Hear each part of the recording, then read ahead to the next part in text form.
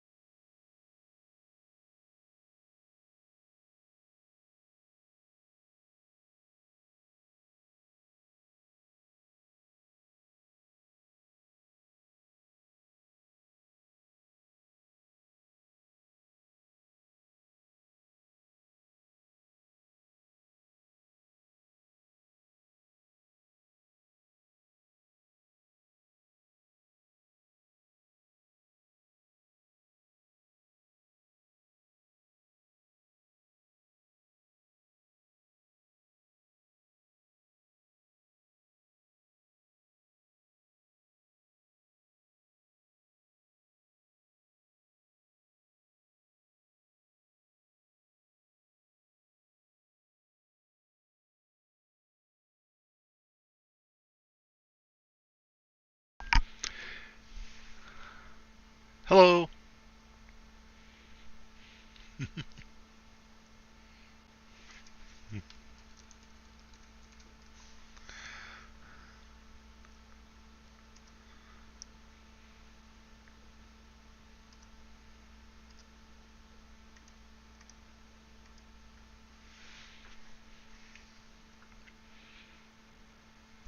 Let's see. All right, that works.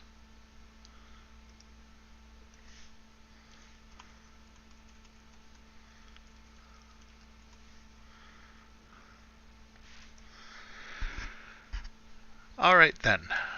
So last time, we were working on, or I was working on the while loop, trying to get while loops to work. It's basically the simplest form of loop, and in fact, they do work now. There's a bunch of tests. There's a bunch of code.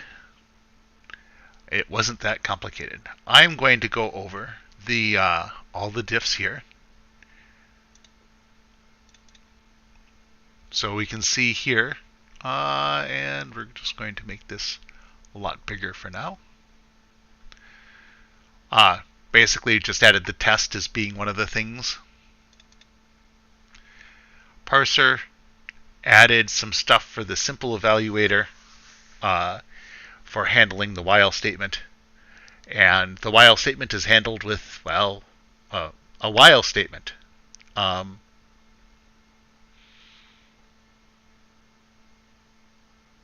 Yes.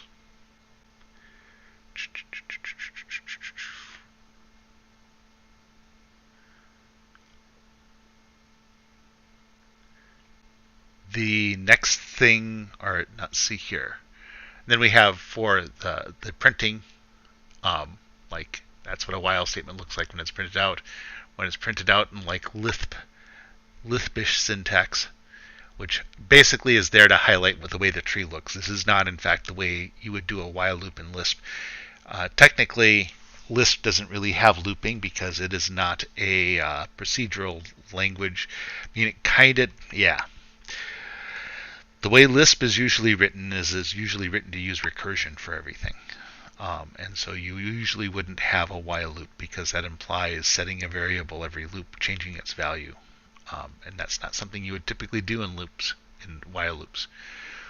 Here is where I added it as an option in parse statement to conform with the grammar. So one of the kinds of statements that can be parsed now is, in fact, a while loop.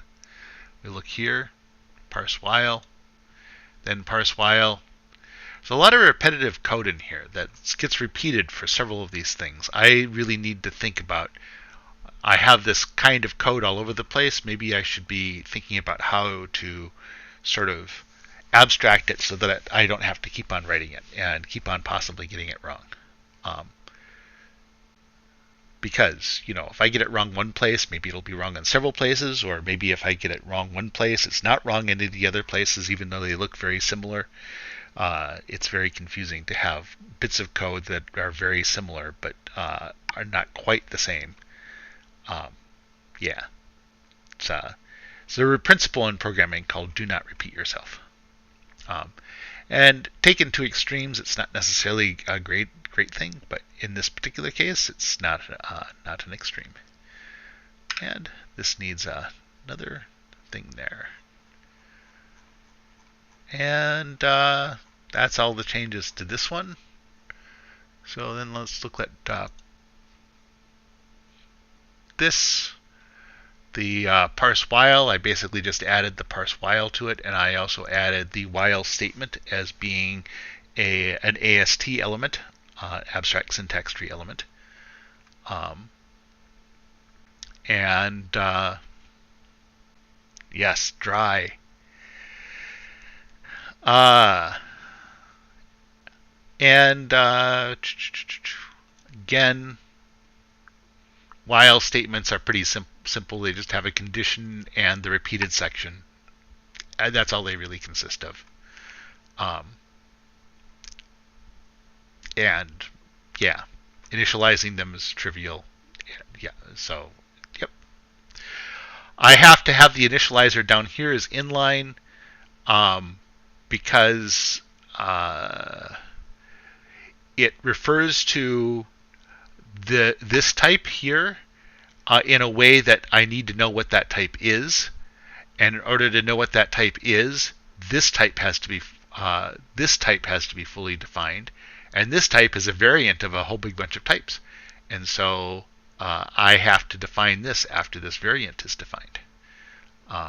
So yeah, that is why it is an inline function down here.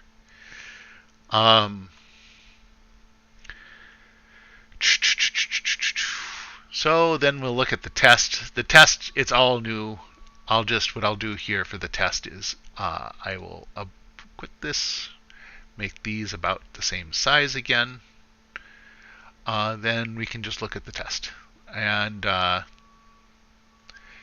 yeah, the test just has a couple of simple things. Like there's a lot of things that are already being tested by the test, so I didn't really feel like the need to have a hugely complicated while loop. One thing that I probably should be doing here is I should be testing that the loop loops exactly 3 times, which I'm not doing. I'm checking that the result evaluates to 0. Here is a change that should be made to this test.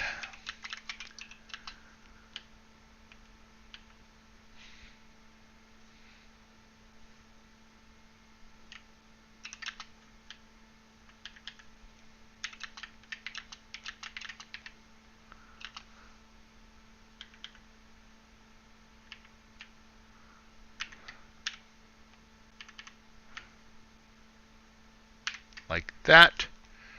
And then here, oh, there's a bunch of stuff I have to change now because of that. And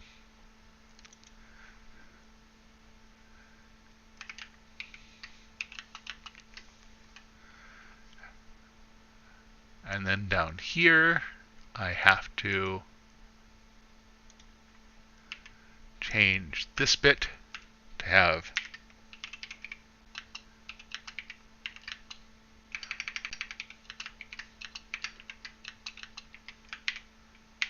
like that.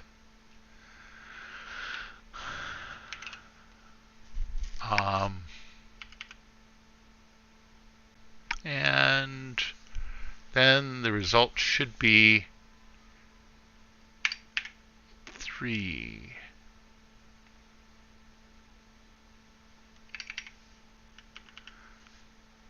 So let's run this. Oh, yes, of course, that wouldn't compile. Let's see, let's try this again.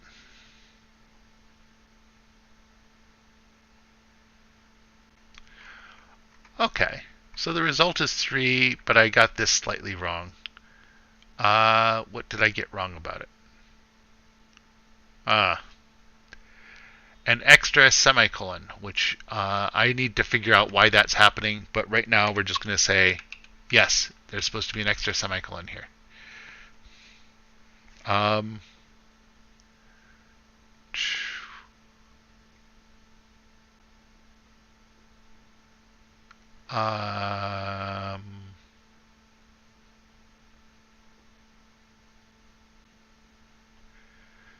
Yes.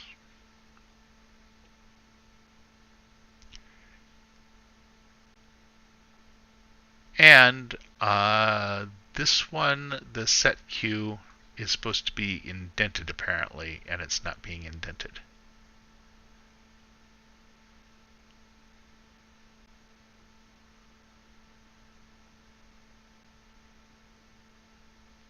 And it's doing prog_n twice. Why is it doing prog_n twice? Oh, that's annoying. Is that actually a bug? I mean, technically it's not open, open, not open, close, close, open, open, close, close. 1, 2, 3. Yeah, no, this is not a bug per se, but yeah, I don't like it. But I will put it in for now, because it isn't actually a bug in the output. Like, the output is still technically valid. It's just that it probably shouldn't have that extra prog_n in there. And I should investigate why that's happening. And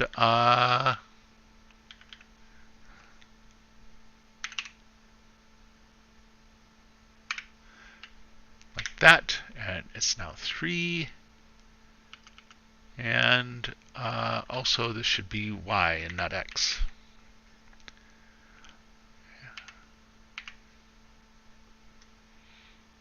Let's try that again.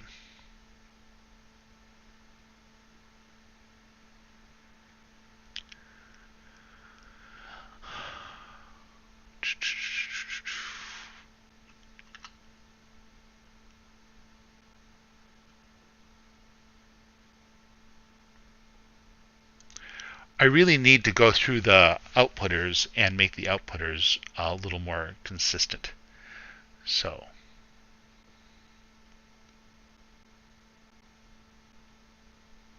oh, I forgot the set QY0.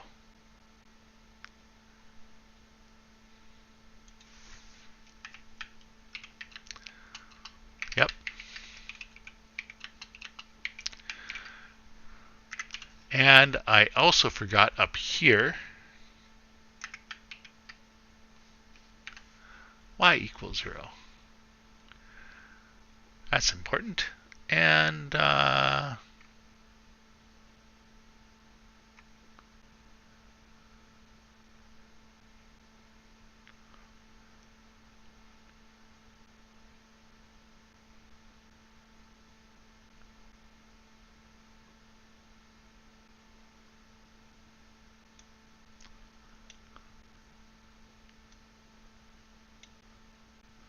that should be correct.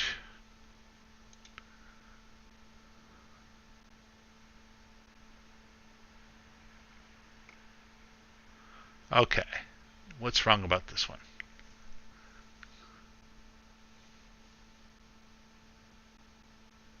Oh, I forgot to change it to say Y. There.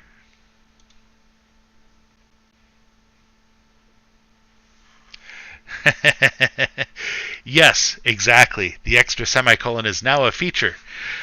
Honestly, it shouldn't be a feature. The reason why I'm accepting it is because there's certain kinds of validity that I'm demanding out of this, right? I'm demanding that this be a valid representation of the code. It doesn't have to be exactly the same as, it just has to be a valid representation. And an empty statement is perfectly fine. It is acceptable to have an empty statement. And so, yeah, I'm just leaving these random semicolons in there for now. till I can go back and revisit it and remove them, which is going to involve some careful thinking about recursion. As for this one, same thing. Like this extra prog_n is pointless. Like the result of prog_n is basically something that runs every statement inside of it and returns the results of the result of the expression is the result of the last statement that executes. So this one, having a double nested prog_n, is essentially a no-op. And so, yes, that's just fine. As long as the parentheses balance, it's still valid. So that's the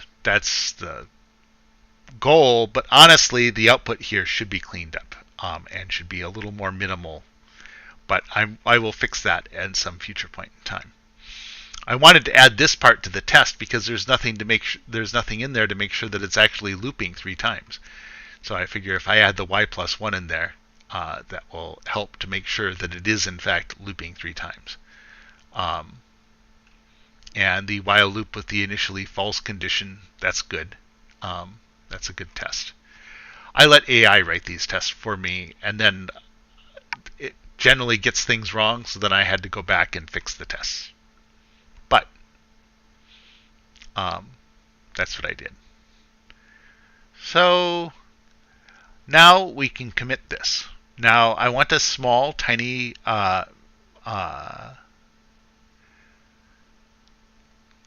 let's see.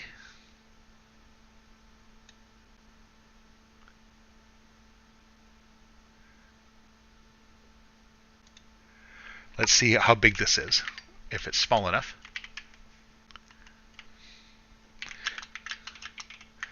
Supposed to be, oh.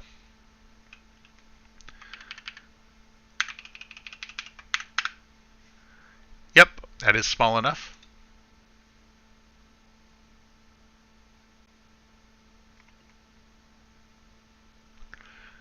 Except this is for the previous one, so we're going to do all of this and then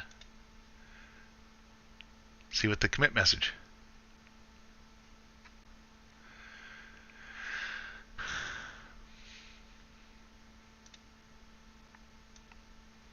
It did not follow my instructions about commit messages exactly, but on the other hand, this is a nicely succinct message.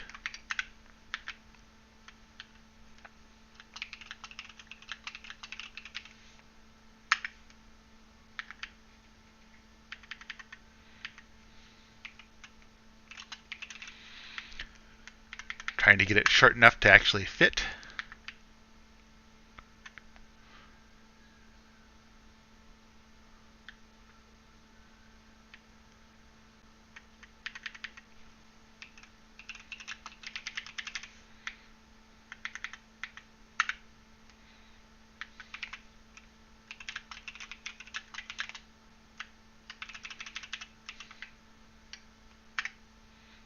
There.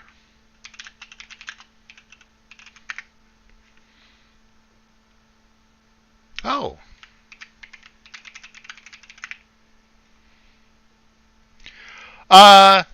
It's a toy. I'm making a toy language. But, you know, I want to go reasonably far with it. And so far, I'll show you what the grammar is.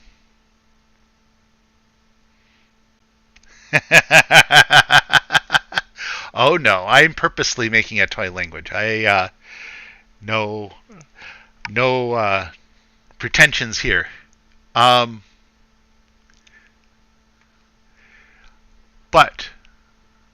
where did I have the have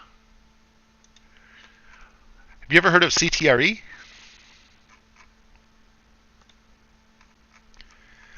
It is a very nifty C++ library. Anyway, here's the grammar for the language so far. And this is just a comment expressing what the grammar is. The real parser for the grammar is basically this recursive descent thing that I wrote. And so, yeah, um, it's on GitHub. Uh, that's where you can find it on GitHub if you're interested. Um, no, it's not very trendy. Um, I guess I technically don't have to have them. Um, the problem is then where does the expression end and the statement begin? Unless, of course, I just say you have to have a block there. You always have to have a block. If I did that, then, of course, I could dispense with the parentheses. I don't know. I like the parentheses. uh, well, see, as I said, if I remove the parentheses, then statement here couldn't be statement anymore. It would have to be basically open brace sequence close brace, right? Because there'd be no way to tell when the expression ended and the statement began.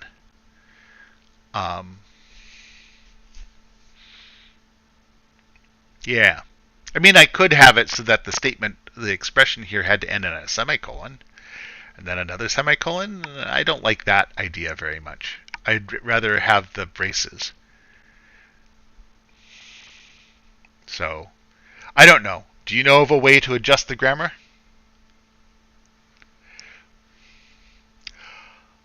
Ah, I see. Yeah, I wanted my tokenization to be white space agnostic. So, yes. The I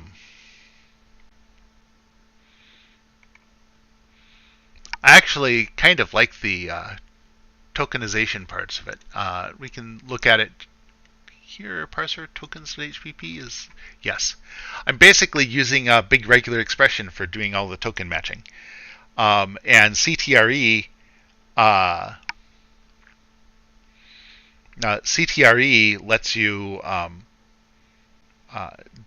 basically compiles this regular expression into C++ code at compile time.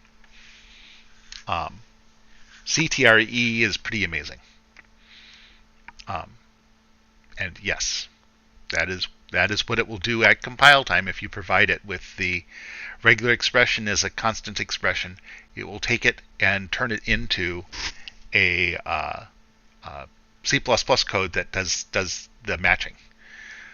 So it's very fast. Yeah. Anyway, the thing I'm thinking of adding now is variable declarations or something, some kind of scoping.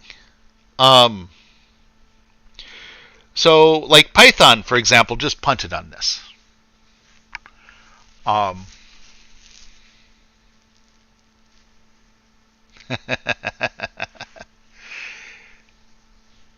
Yeah.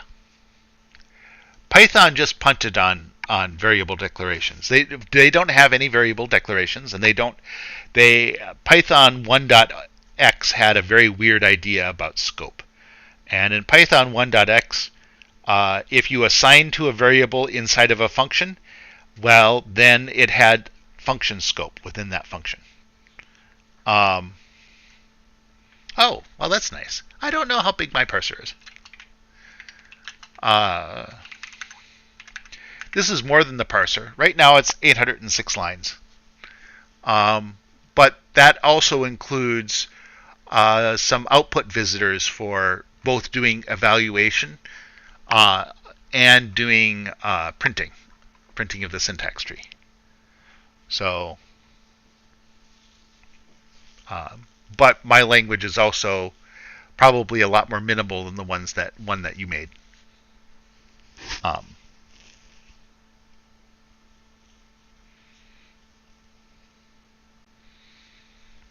Yeah. CTRE, of course, will only work in C++. And yes, this probably would be a lot longer if it were in C. There's a bunch of interesting abstractions that I'm making use of that would take a lot more lines of code to express in C.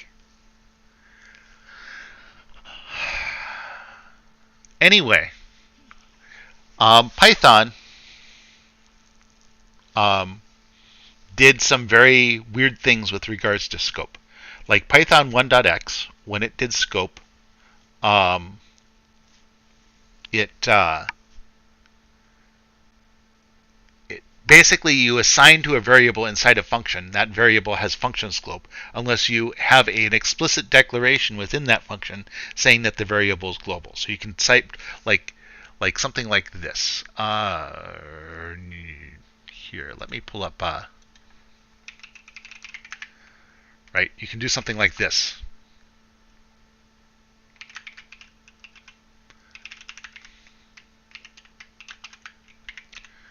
And then if you do c equals 5, well, c becomes a function local variable. But if you do global d, for example, then you can do d equals 5, and then it will assign to the global version of d.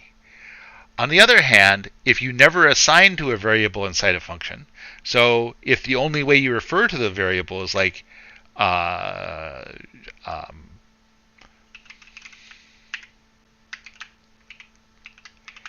that, for example, then it's also a global variable. So if you never assign to it inside the function, and it's not a function parameter, but you still refer to it, then Python thinks, oh, well, it's a global variable. But if you want to assign to it, you then have to say global D in order to be able to do the assignment. Let's see. Yes. See, now, but if I do this,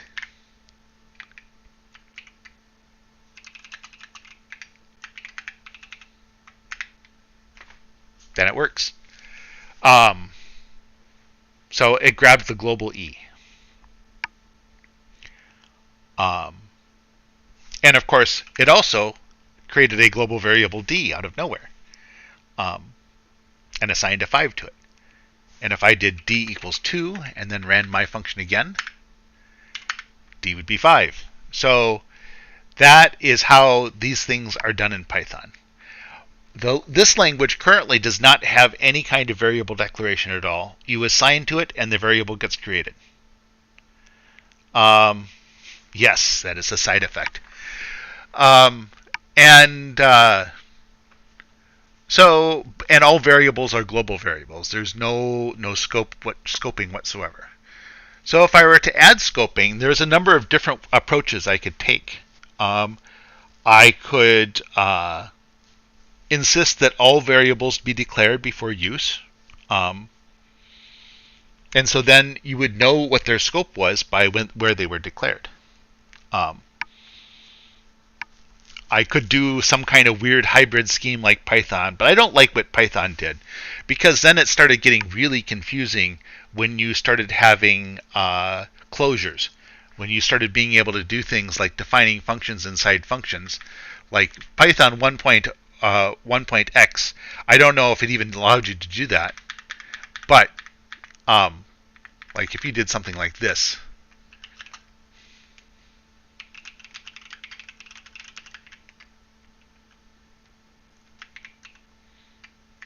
and then you did right,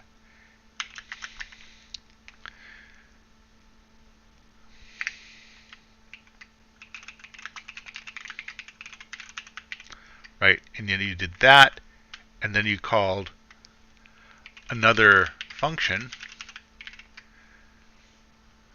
right? Well, what happens then?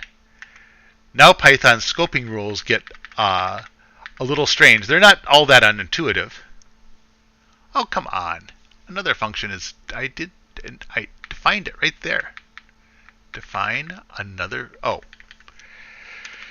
Okay, it's not defined. You're right.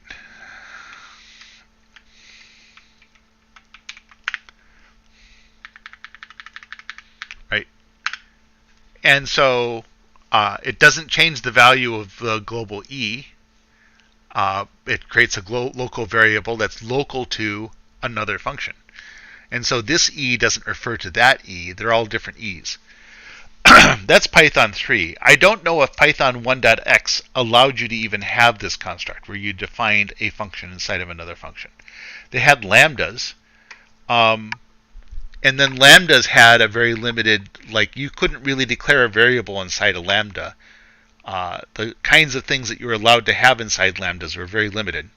And so the only variables that were local to the lambda were the function parameters, the lambda parameters. And that's fine. That's basically by declaring the lambda, you're declaring the variables, and so then you get to have a scope. But I don't think Python 1.x allowed you to have nested defines like that.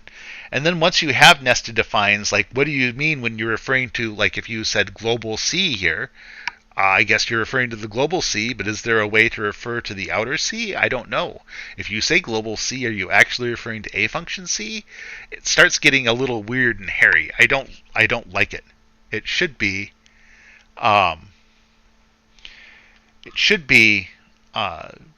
consistent. And this is one of the places where Python is kind of not overly consistent. And a lot of it, as I said, is historical. Python 1.x had a very simple model for variables and scopes. And Python still doesn't have like nested scopes inside functions, which I don't know that that can get pretty complicated. Although in C++ it's basically required to use C++ properly in some cases, because you don't, like here, I don't want statement to mean anything outside of here, and it should disappear as soon as this while loop goes away, right? So the fact that I can scope statement to just inside this while loop is very important. So I don't want to do something like right now this language is very Python-like in that whenever you assign to a variable, it becomes a global variable. And it would be nice to have some kind of scoping. I want it to be, there were some weird languages way back in the 80s that did something called dynamic scoping, where there is kind of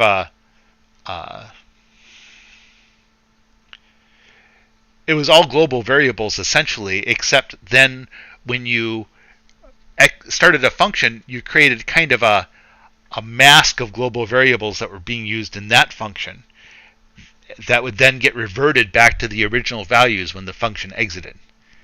And so the function kind of saved all the values of the global variables that you actually modified inside the function before it executed the function. And then it restored them once the function was over. And so you kind of had scoping that was based on the current execution context, and it was very weird. The only language I know of that did that was dbase, which I'm really, really dating myself to refer to dbase and refer to the dbase language. But it was a not quite relational database system, mostly not relational because it was missing the concept of a query language. And so there is no SQL, then there is no way to do table joins or anything like that. But it did have the concept of tables and keys and all of that stuff. And it had a language that you could write stuff in. So you could kind of write a join if you wanted to using the language, but it was written in a really laborious style and kind of weird. dbase was not really a relational database in the way that we understand relational databases nowadays, even though internally its structure was very much like a relational database. And it was like one of the very first databases of any complexity that was available for the PC, for MS-DOS, or for personal computers at all, honestly. So yeah, Atari, Amiga, Commodore, all of them. Atari did get a nice one. Atari 8-bit got a nice one called SynFile, actually, that wasn't quite as full-featured as dbase, but was nicer to look at. But yeah. The dbase language was dynamically scoped, and as I said, it's the only language I've ever seen that did it that way, and that was weird, and I don't want to do that either. But that allows you to get away without having any variable declarations. Um, so, yeah. I think that I need to have variable declarations in order to make this work. And it might just be as simple as saying I have a variable, because right now all of my variables are of type integer. They're 64-bit unsigned integers, all of them. So if I introduced a var keyword, I could do that.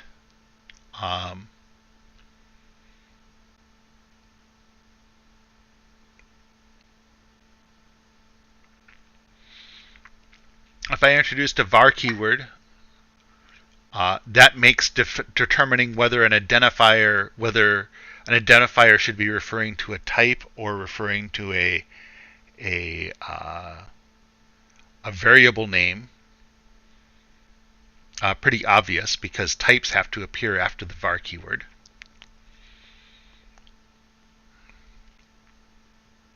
What about composite types, like arrays?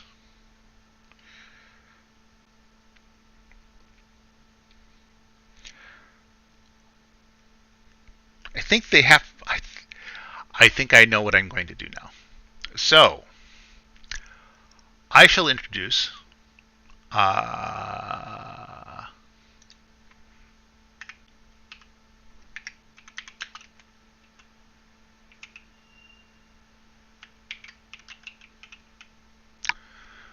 declaration, and var, and then identifier. That's actually a pretty good idea for what it should look like. Var declaration should be var identifier equals expression. And then I should go back here into the tokenizer and declare that here I have all my keywords, so var will be a keyword. This is a toy programming language written in C++. This is the regular expression for doing the tokenization. Do you know how programming languages are typically structured?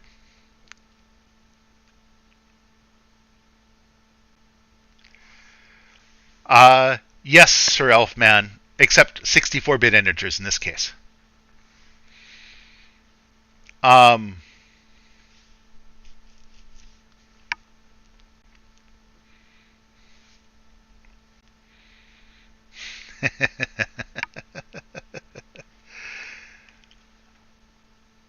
The programming language, no, and this is not structured like assembly. This is basically a gigantic regular expression. I'm using a really nice C++ library written by Hana Dusíková called the Compile Time Regular Expression Library. One of the nice features of this is if you have a regular expression that you can express at compile time as a constant at compile time, the regular expression library can actually compile it directly into C++ code. And so the regular expression matcher is very fast. So, yes. And I decided that, as a test, I was going to be writing a parser around it. And so that's what I'm doing. This is the part of the regular expression right now that matches keywords. And I have all keywords being like here, and then I'll do a check against them all. Like, I might do something more, if I have a large number of keywords, I might do something more sophisticated than the long if-else chain that I'm doing right now to match them. But right now, that's what I do. So now we can go down here. First of all, I'm adding a keyword. So we're going to add the keyword var. Yep, there we go. And the AI knows what it's doing. And now here, where am I doing keywords? Parent keyword, here we go. Else if, yep, you got that right. And it's true. I should actually throw a tokenize error about unexpected keyword. That's probably what I should do.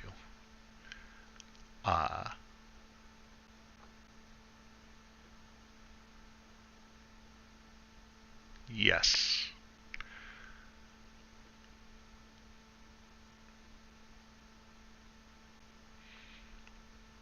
These I consider, I made them assert failures because they're my error. Whereas these ones are the errors potentially. No, this is also an assert failure because if I come across an unexpected keyword here, that means I didn't put in the proper code, and so that means it's an assert failure because it's a mistake I made. Whereas all these things that I'm throwing about are things where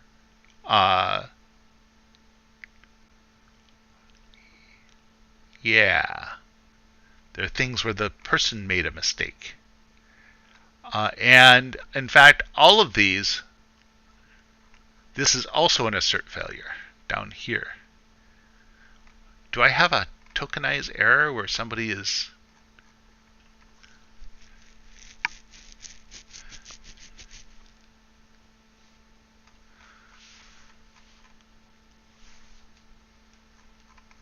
if match.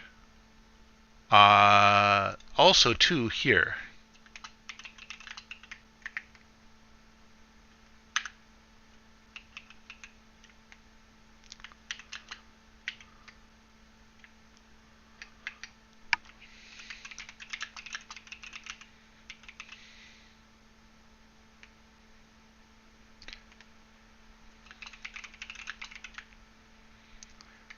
And then I'll figure out what to put in here. For this unexpected token, this is also an assert failure. If I actually match if the regular expression matches, if the regular expression matches, then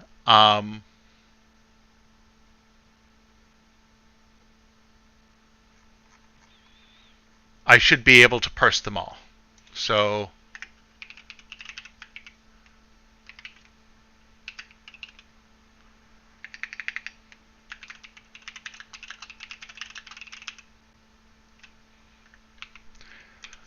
that's my problem.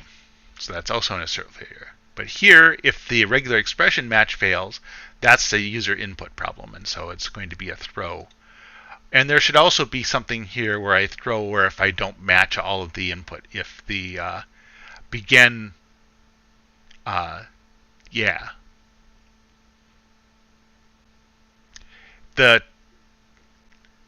this thing doesn't actually move the begin. I wonder whether tokenizer RE actually moves the begin or not, and whether I can find out where the matching started, where the matching failed. But that's a problem for a future me. That's not not a level of error handling that I'm willing to engage with at this time. It's enough to fix these things. In fact, these things deserve a commit. One, I need to run all the tests again. Where is the redundant template keyword? Oh. Well.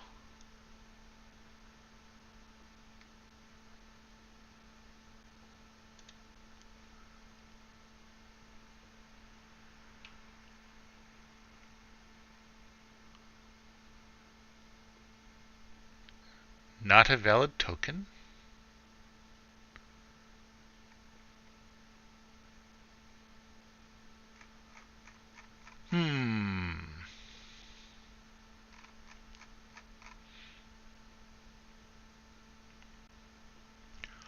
Oh! Actually, I should have an explicit unknown here. That's what I should do.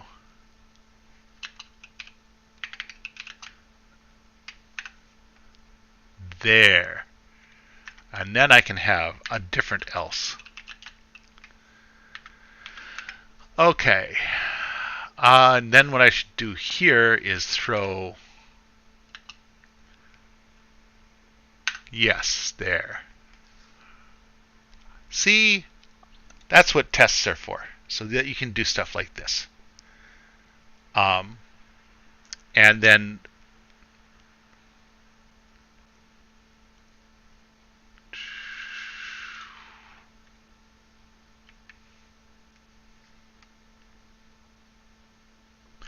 this we're going to fix the test.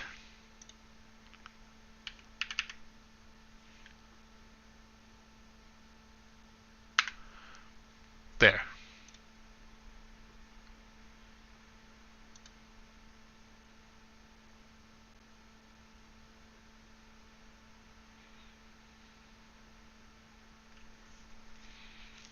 Oh.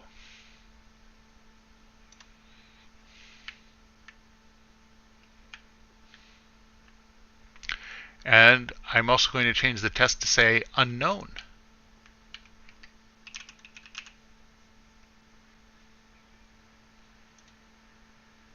I should say, I'll just call it that for now.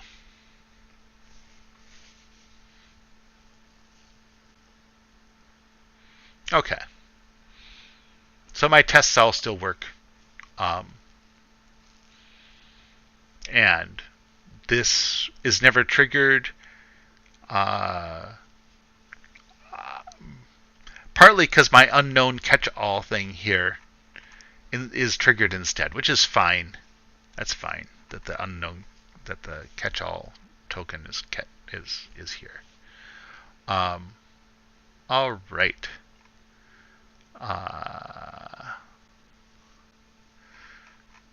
So we are going to do. And I'm curious what you mean has been structured like internally like assembly. What do you mean? What thing did you think was structured internally like assembly? The evaluation of my language, or the way the the regular expressions work, or what, or the way the language is structured itself?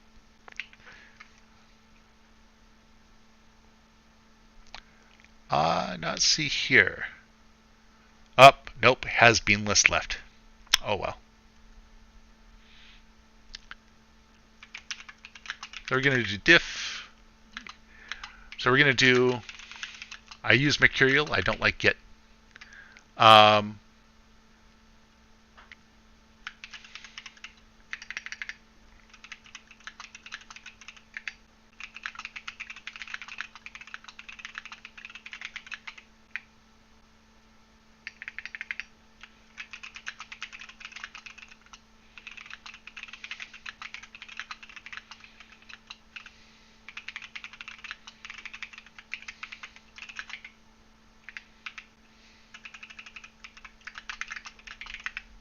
Good.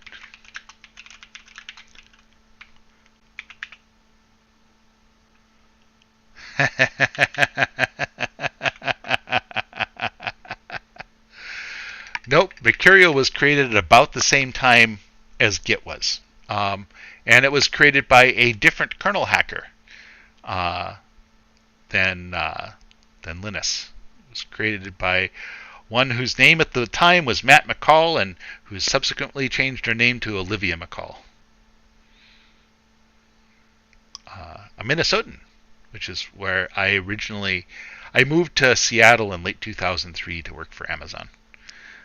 But before that, I was also a Minnesotan, and I'd actually met Matt prior to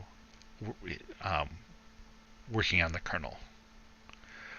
But not see here. Token handling.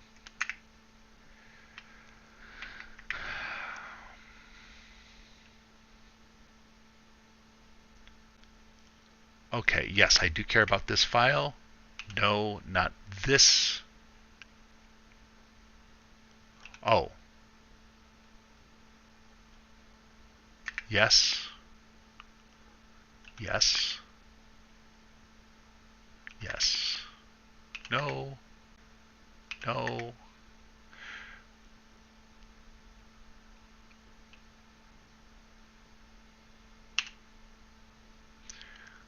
This one is tricky because the else should be part of the change, but the else if should not be part of the change.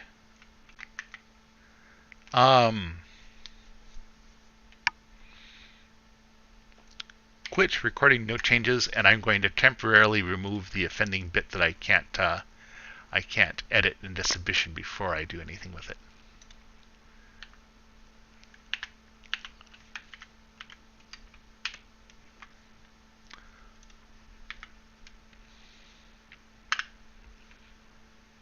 No. Yes. Yes, we want changes here. Yes, we want to. No, we don't want that change. No, we don't want that change. Yes, we want that change. Yes, we want that change. Yes, we want that change. And yes, we want that change. Okay. Now, we'll put this back in. And okay. So now every commit should be focused around a single thing that you're doing, which is somewhat at odds with how development is often done. For development, you often mix up changes that have to do with more than one commit.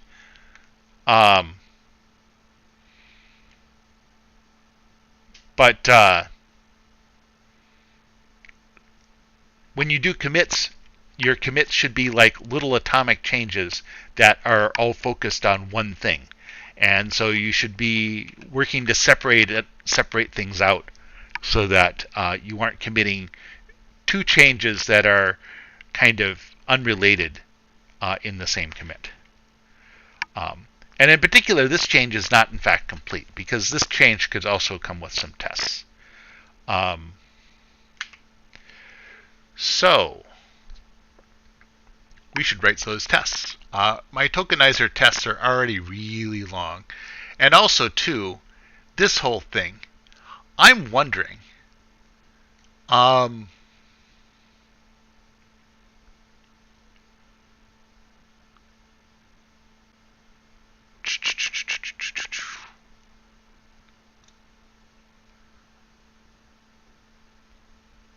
so tokens has a bunch of different token types. There are all these structs, and I use a variant here for the different token types. Well, one, can variants be compared to each other? Like, can you compare variants for equality?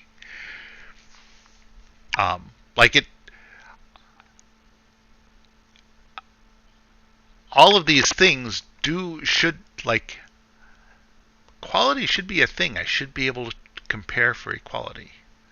Wonder whether I can. And also whether I can construct them. So let me check something here.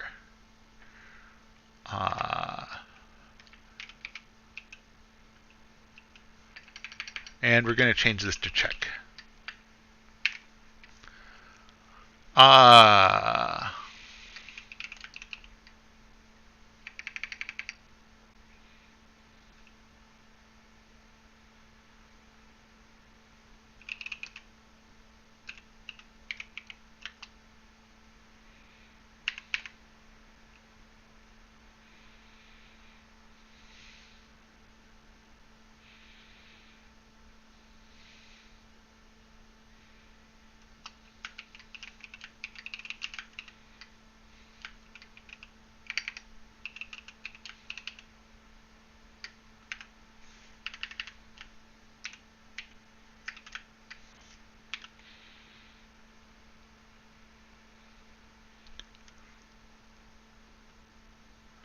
Does that work?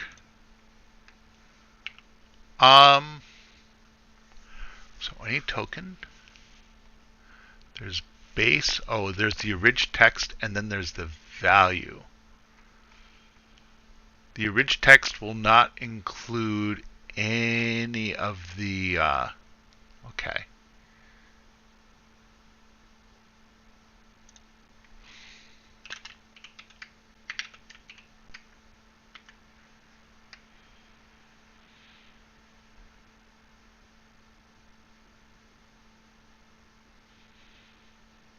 let's try this.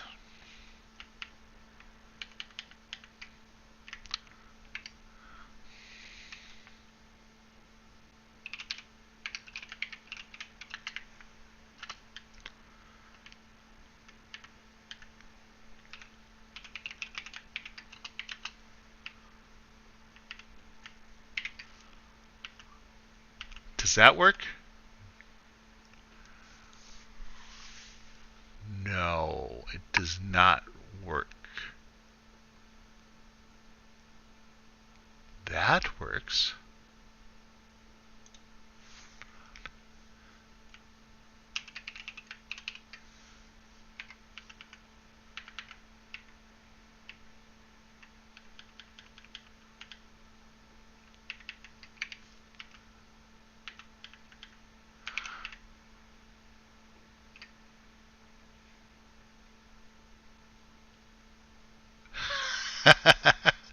What a strange thing for it to do.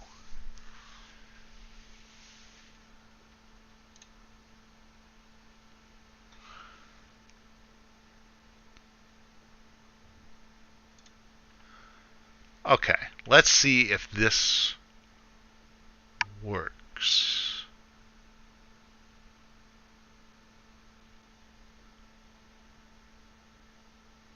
Using any token?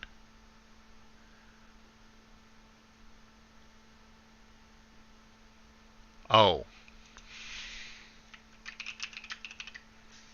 That's ugly. Let's see if this works.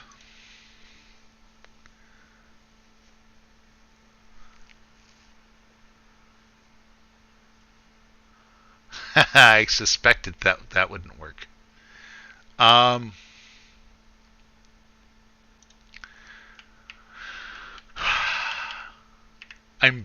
wonder.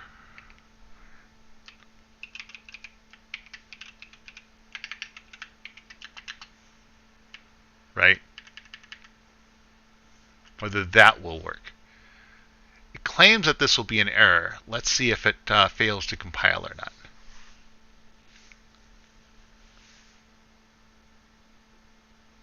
Yeah, I suspected that would be the case. So, what happens if I don't do any specification here? Will it realize, oh, base class, derived class?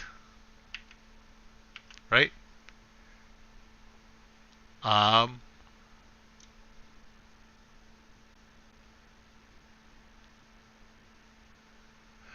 Okay, there we go. No operator equal.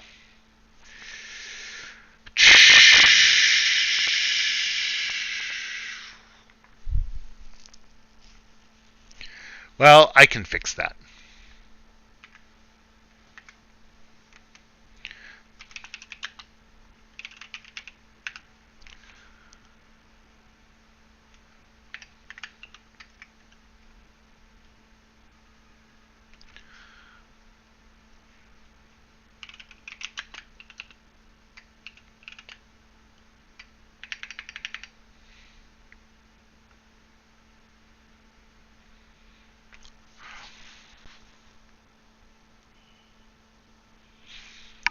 I'm going to ask an AI something.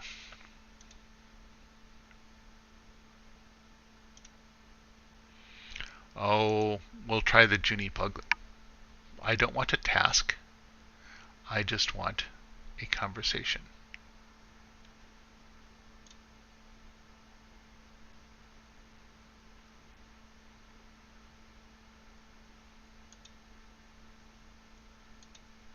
There we go. Let's see if it knows. So what I'm going to be asking is about how variants work.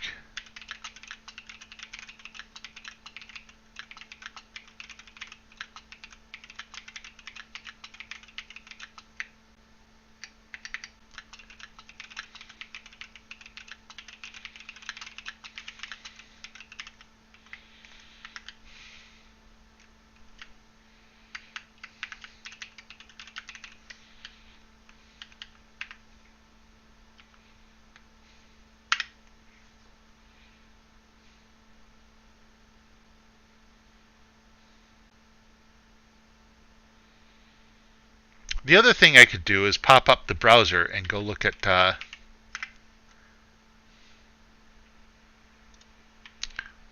CPP reference.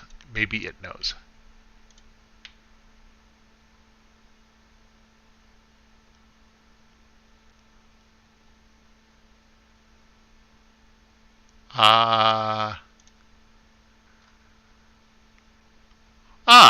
There is, in fact,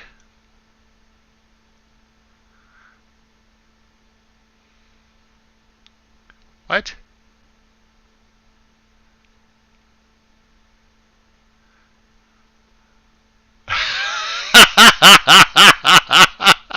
Oh my.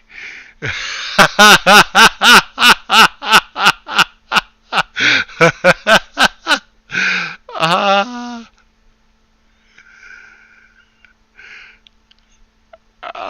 wow. Wow.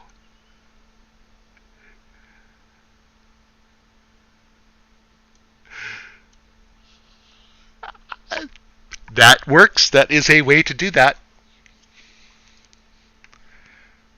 Um,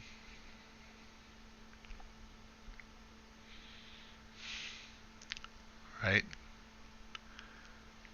Uh,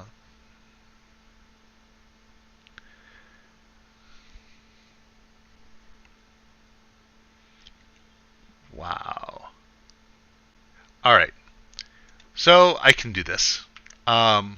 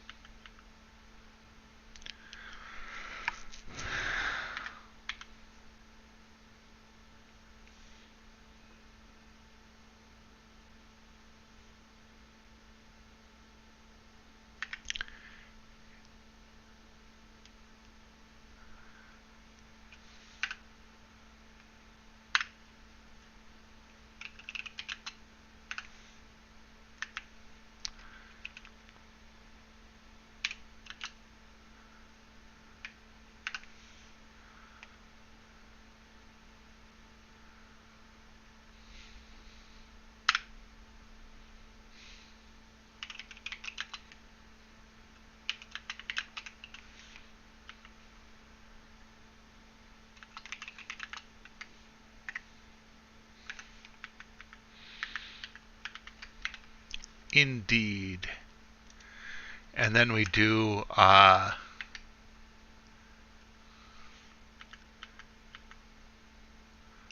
like this.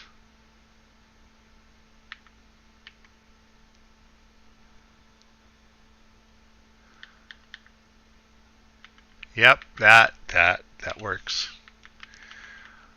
Oh. Well, let's see if this works.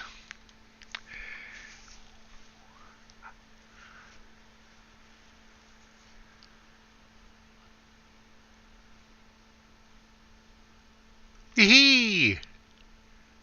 Oh.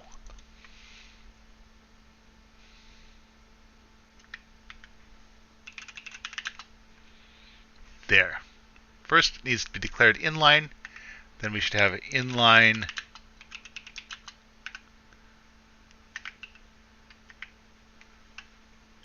there, like that. All right.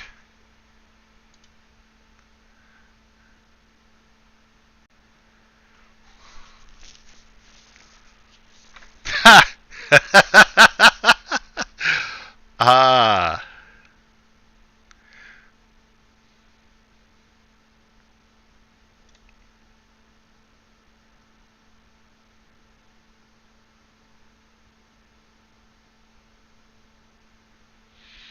So it says the segmentation violation was there. That makes no sense.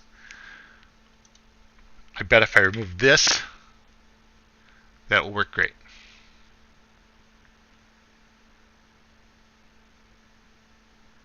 Yes. So this somehow must result in a segmentation violation. Um, and if tokens.size equals 8, then this should work.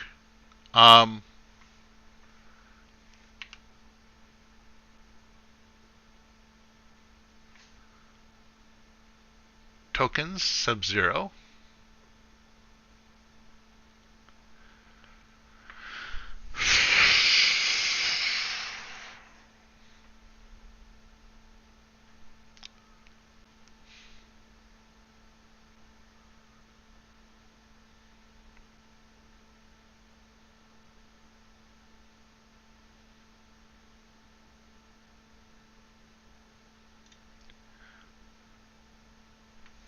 Oh, this else is pointless, by the way.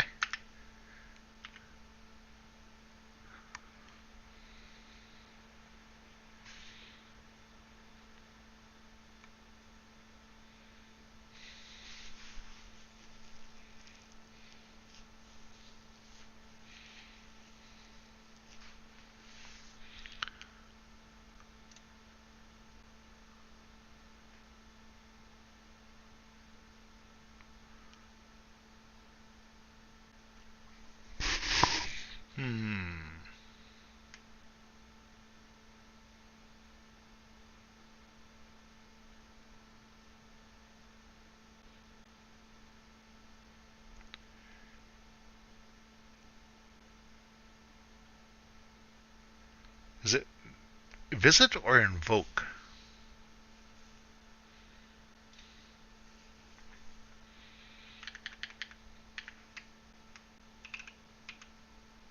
No.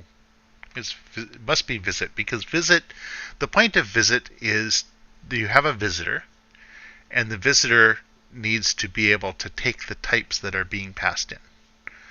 And so here, and then this is the right thing to do here.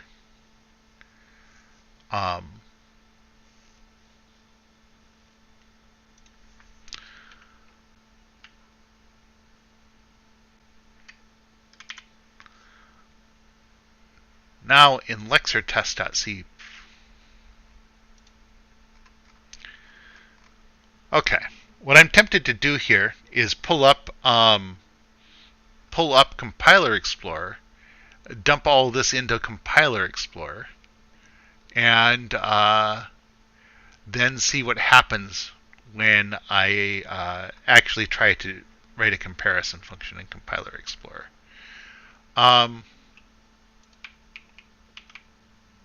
So that is what we are going to do. Do we have Compiler Explorer up here? Yeah. Okay.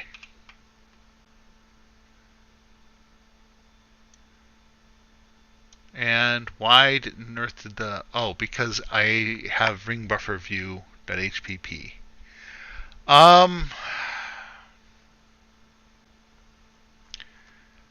This particular case, I don't care about ring buffer view.hpp, so we're going to ignore it. And then we'll find out what uses it and excise that, because that's not germane to what it is that we're trying to check on right now.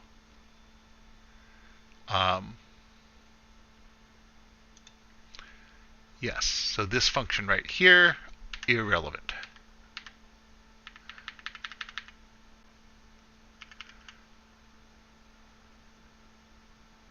And also not relevant.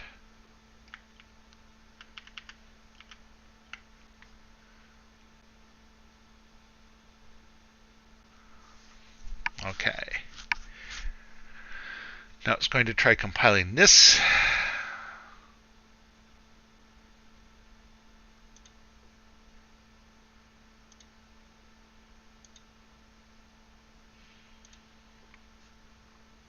What's wrong with that?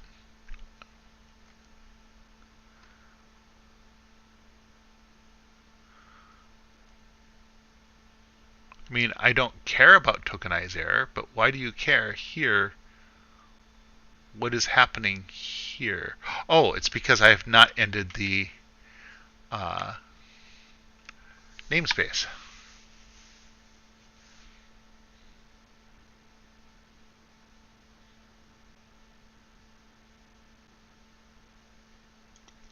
Yes. No assembly to display. That is what I expected. All right.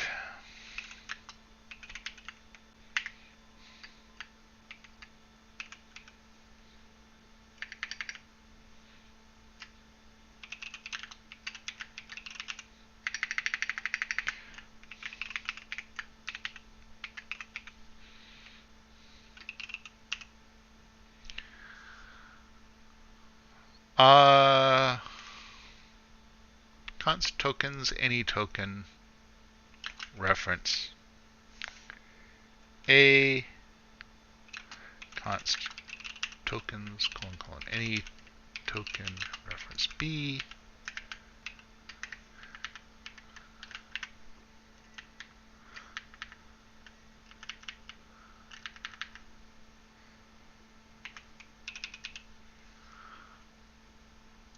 And then we'll say return A equals B, right?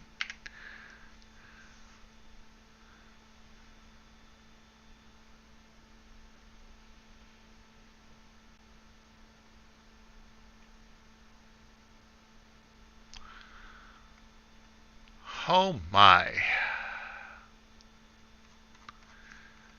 Wow, that is a mouthful of code.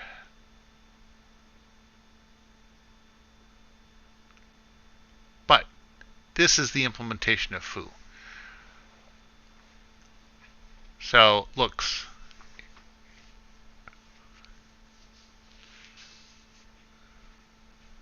So grabs what's at RDI and RSI are going to be the first two arguments. It's going to copy one into RCX, the second one into R8. And I think that this is going to grab it's going to grab a byte from this location. So then we look at CL, the lower bit, the lower part of the RCX register is at -1. If it is, then we go down here to 470, and then if it's also -1, yeah. Basically, if it's -1, I think set E, what it does is it grabs, depending upon the status flag, it sets this thing. So this sets a status flag about whether it's equal or not. And that's true. If it's not equal to, and -1 is the sign for the whole, what's it says? It's the,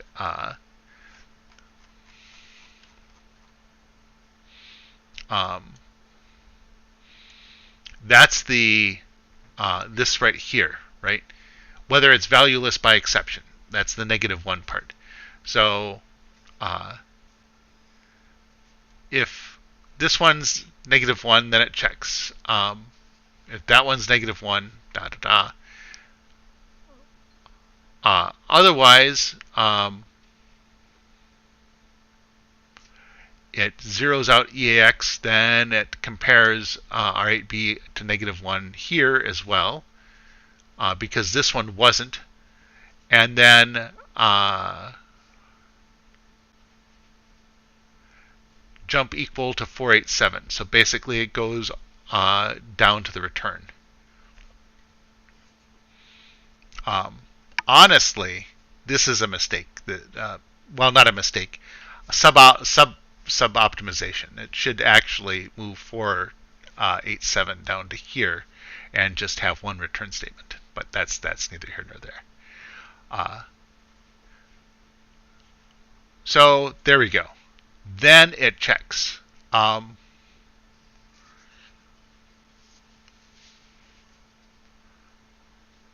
It loads effective address 0 plus RCX times 8.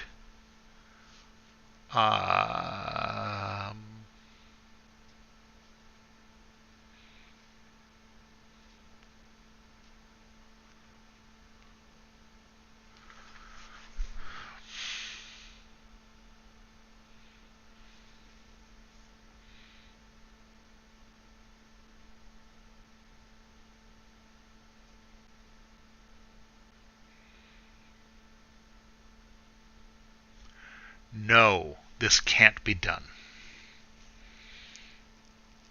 This cannot be done. Oh, bother. I realized why it can't be done. So this is like a runtime check, right?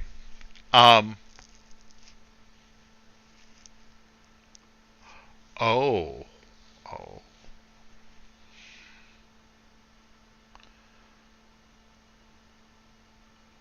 Okay. So these parts are doing that. And then it does all this stuff here that doesn't look right. It looks like it's making an assumption about things that's not true. Because this is the implementation of this right here, right? This whole bit right here. And this should have a whole big bunch of like checks. Oh, is it this type? If it's this type, then you go do this, because this is a template function, right? And you're passing in this template to standard visit, and that standard visit should then expand out to do the thing for each one of these guys. Oh, this is confusing. This should be, okay, this can be done at compile time. I don't know. I think I might have either might be misusing this lambda, because this lambda is supposed to be a template lambda.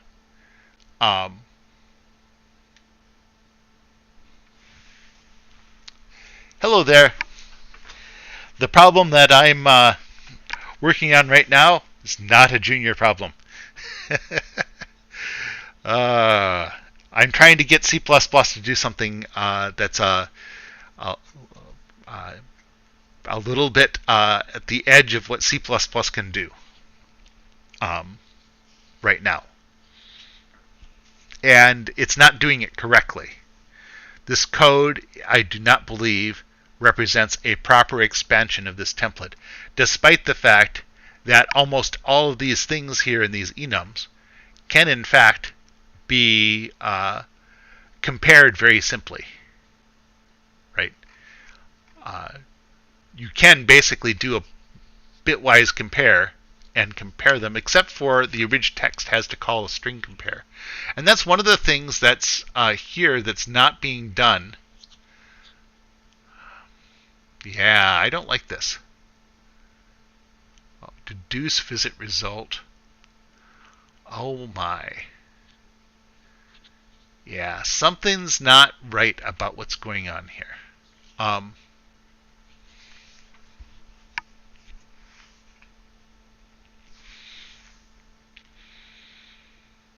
Visit should be checking these types, and then it should be calling this visitor. This visitor should be able to compare them directly, but yeah.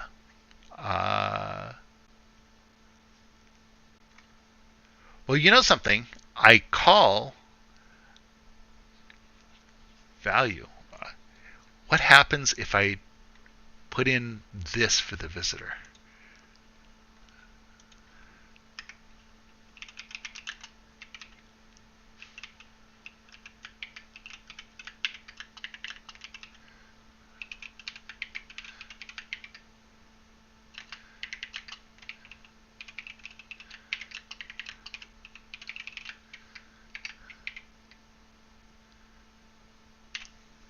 There, that should work, or that should compile anyway.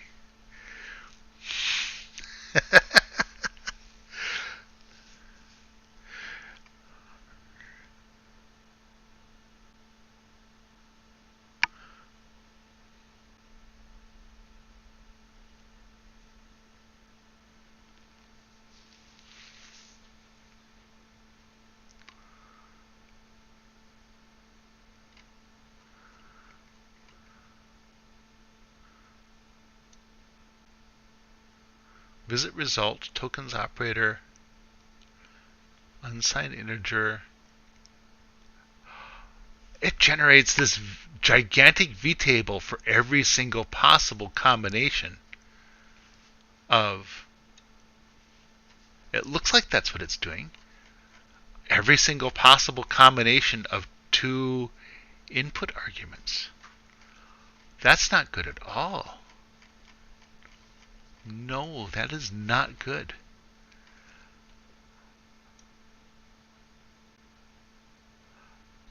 Is it actually outputting?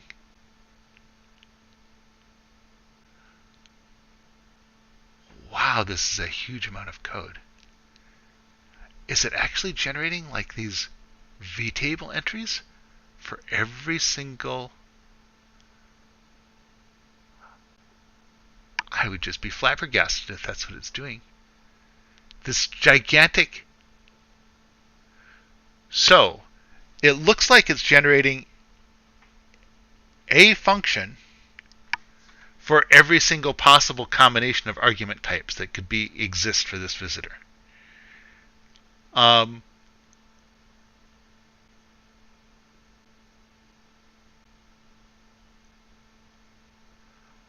But I don't see where any of those functions are declared, because some of the things that are being called here are not things that I would expect to be called.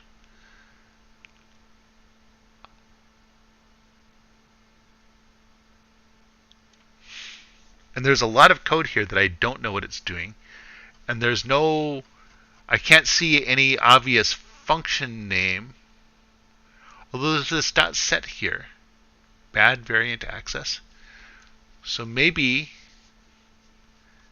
this function, I should look for the dot sets. Gen vpayable impl. Operator delete. Operator new. Decal type do visit.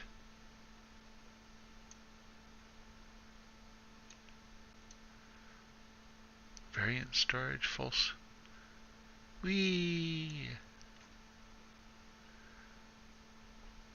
Yeah, I can't make heads or tails of what this is doing, and I have no idea why it's segment faulting.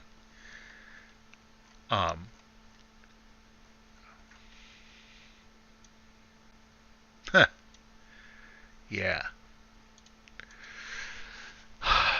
So, yes, it does look like a massive vtable.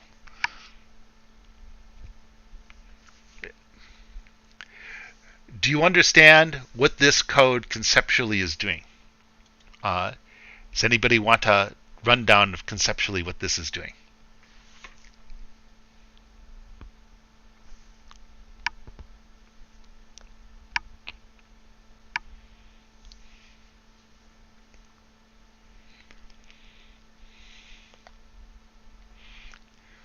Yep, that's basically what it is. It's the visitor pattern, but with templates.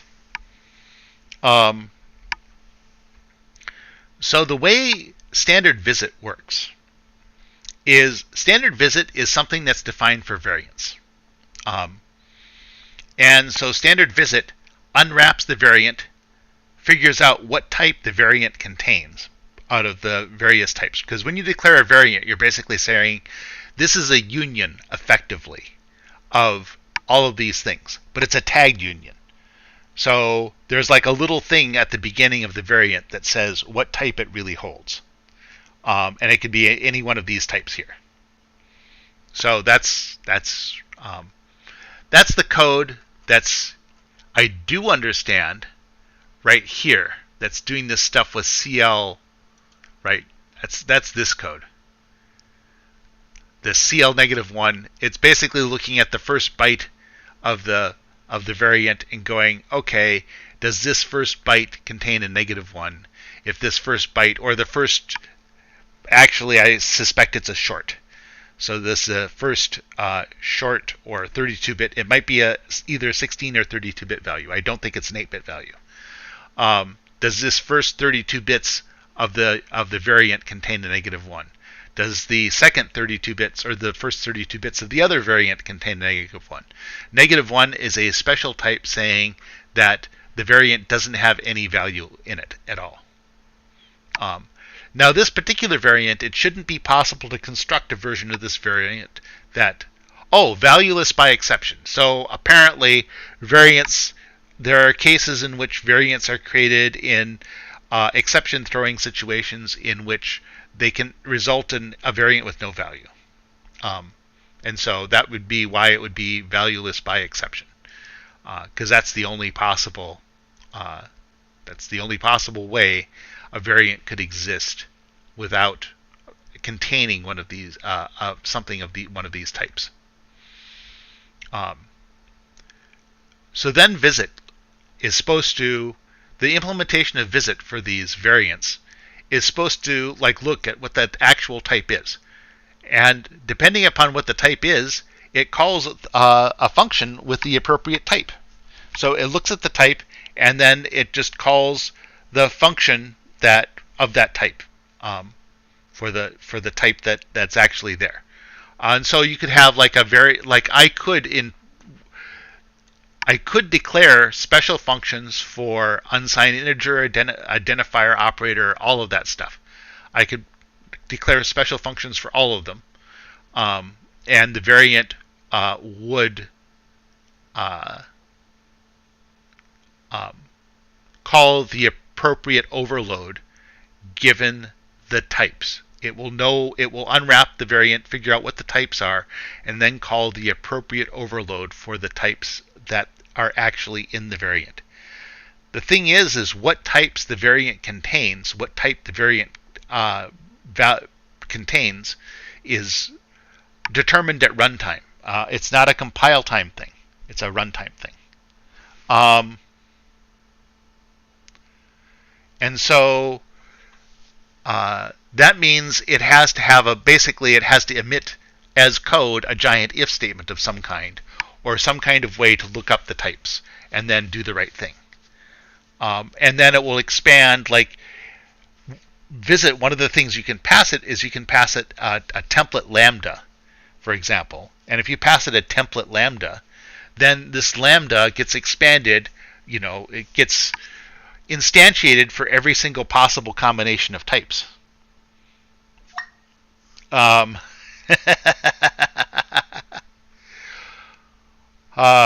Actually, I have to end the stream now, sadly. Because I have to end it. I have to end it at 19. And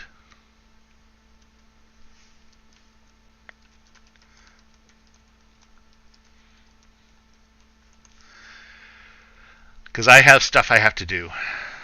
It was fun. I should be back on Thursday, maybe a little bit earlier this time. Check out Sky the Dragon's channel. I hope you all have a marvelous evening. And I'm going to hammer on this a little bit before then to try and figure out what's going on.